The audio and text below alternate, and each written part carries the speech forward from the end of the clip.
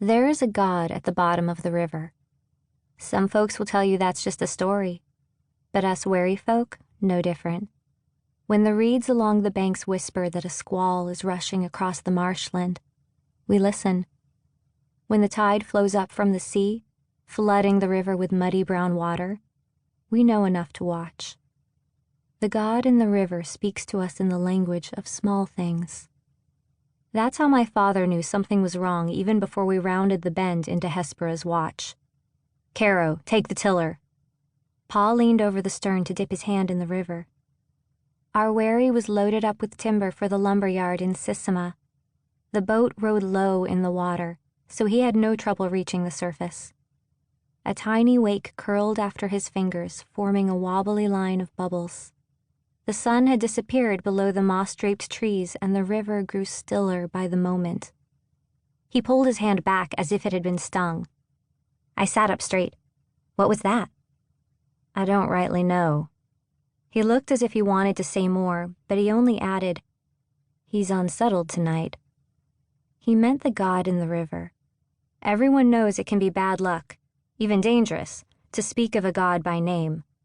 The wary men usually call him the Old Man. "Fire," whispered Fee. The frogmen aren't a people of many words. Pa turned to her. "You feel it too?" Fee perched on Cormorant's cabin roof, her webbed toes spread out upon the planks. Her skin was the slick greenish-brown of a river bullfrog. With yellow eyes that protruded from a bulbous forehead, she stared unblinking at the water.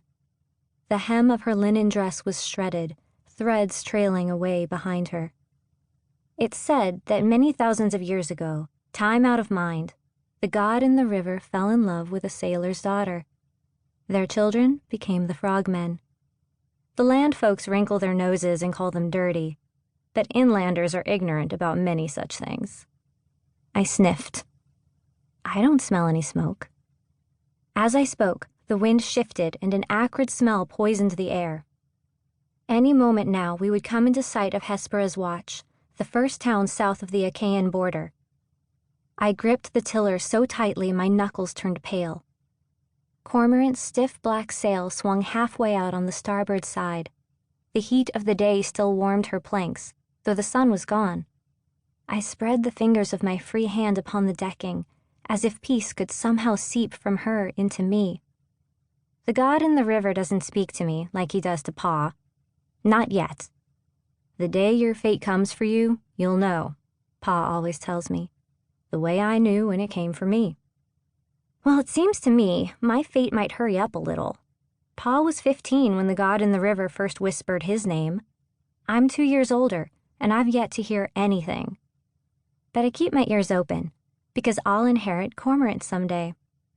8 generations of Oresteia captains have plied their trade on these rivers. All of them were favored by the god.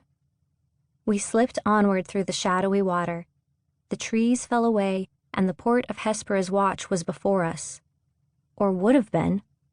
"Xanthos balls!" I swore, my eyes stinging. I grabbed the sleeve of my sweater, holding it over my face. Smoke poured from the warehouse roofs. The masts of sunken ships stuck up like dead tree trunks in the ugliest, most desolate swamp.